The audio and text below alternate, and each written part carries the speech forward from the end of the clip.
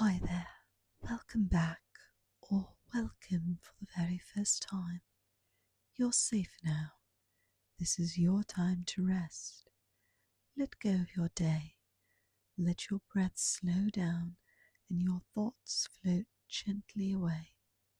Tonight I'll be reading you a fairy tale, an old story wrapped in moonlight and carried on a quiet breeze just for you. So snuggle in, get cozy, and let the soft rhythm of the story guide you into dreams. Let's begin. Story 10: The Maiden of the Green Forest. Many a palace lies under the waves that wash Cymric land, for the sea has swallowed up more than one village and even cities. When Welsh fairies yield to their mortal lovers and consent to become their wives, it is always on some condition or promise. Sometimes there are several of these, on which the fairy ladies compel their mortal lovers to pledge them before they agree to become their wives. In fact, the fairies in Cymric land are among the most exacting of any known. A prince named Benchley of the Powys region found this out to his grief, for he had always supposed that wives could be had simply for the asking.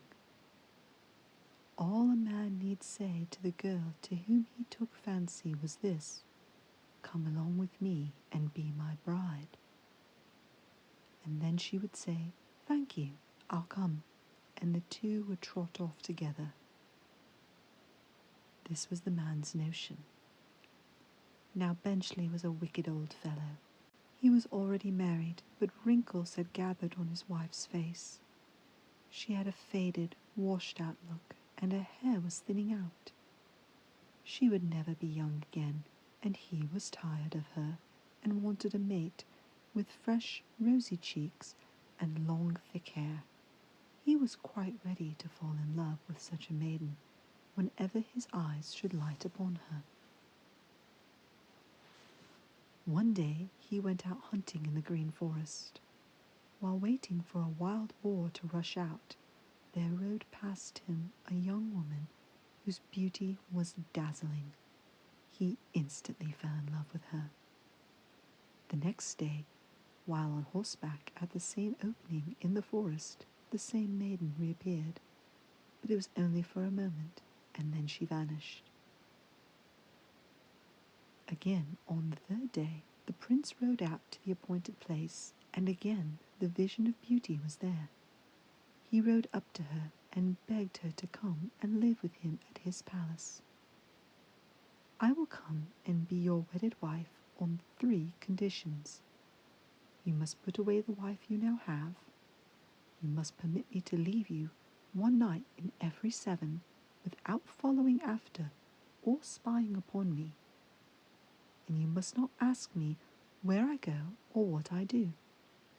Swear to me that you will do these 3 things, and then, if you keep your promises unbroken, my beauty shall never change, no, not until the tall vegetable flag reeds wave, and the long green rushes grow in your hall." The Prince of Powys was quite ready to swear this oath, and he solemnly promised to observe the 3 conditions. So the Maid of the Green Forest went to live with him. But what of his old wife, one asks? Ah, he had no trouble from that quarter, for when the newly wedded couple arrived at the castle, she had already disappeared. Happy indeed were the long bright days which the prince and his new bride spent together, whether in the castle or outdoors, riding on horseback or in hunting the deer. Every day her beauty seemed diviner, and she was more lovely. He lavished various gifts upon her, among others that of a diadem of beryl and sapphire. Then he put on her finger a diamond ring worth what was a very great sum, A king's ransom. In Middle Ages, monarchs, as well as nobles, were taken prisoner in battle, and large amounts of money had to be paid to get them back again. So a king's ransom is what Benchley paid for his wife's diamond ring. He loved her so dearly that he never suspected for even a moment that he would ever have any trouble in keeping his 3 promises. But without variety, life has no spice, and monotony wearies the soul. After 9 years had passed, and his wife absented herself every Friday night, he began to wonder why it could be. His curiosity to know the reason for her going away so increased that it wore on him, and he became both miserable in himself and irritable towards others. Everybody in the castle noticed the change in their master and grieved over it. One night, he invited a learned monk from the White Monastery not far away to come and take dinner with him. The table in the great banqueting hall was spread with the most delicious viands. The lights were magnificent, and the music was lovely. But Wyland, the monk, was a man of magic and could see through things. He noticed that some secret grief was preying upon the prince's mind, and he discerned that, amidst all this splendor, he, Benchley, the lord of the castle, was the most miserable person within its walls.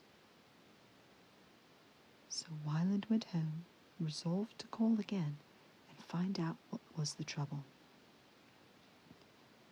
When they met some days later, Wyland's greeting was this: "Christ save thee, Benchley.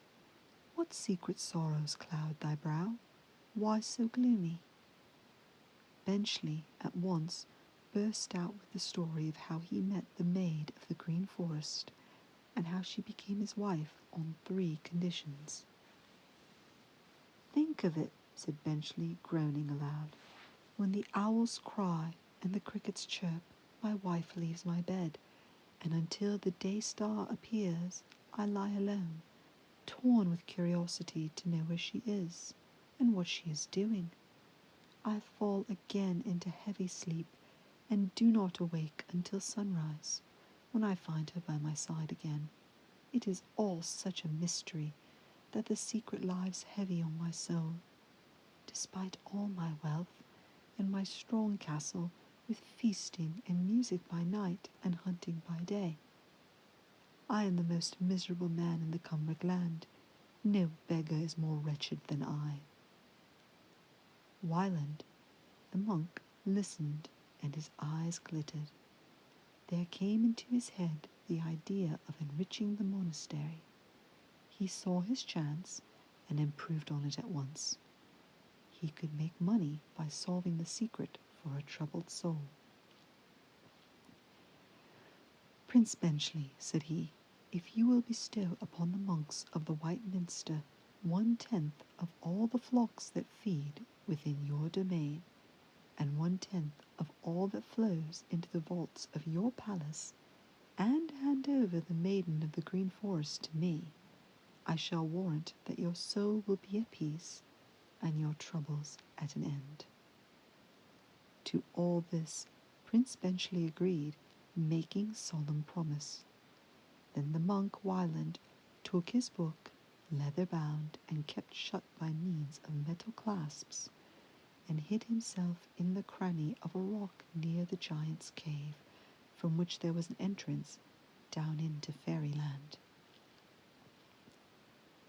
He had not long to wait, for soon, with a crown on her head, a lady royally arrayed passed by out of the silvery moonlight into the cave. It was none other than the Maiden of the Green Forest. Now came a battle of magic and spells, as between the monk's own and those of the Green Forest Maiden. He moved forward into the mouth of the cave. Then, summoning into his presence the spirits of the air and the cave, he informed them as to Benchley's vow to enrich the monastery and deliver the green forest maiden to himself. Then, calling aloud, he said, "Let her forever be as she now appears, and never leave my side. Bring her, before the break of day, to the cross near the town of the White Minster, and there will I wed her, and swear to make her my own."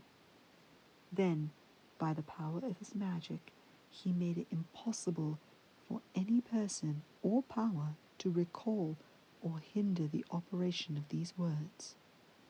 Leaving the cave's mouth in order to be at the cross before the day should dawn, the first thing he met was a hideous ogress, grinning and rolling her bleared red eyes at him. On her head seemed what was more like moss than hair.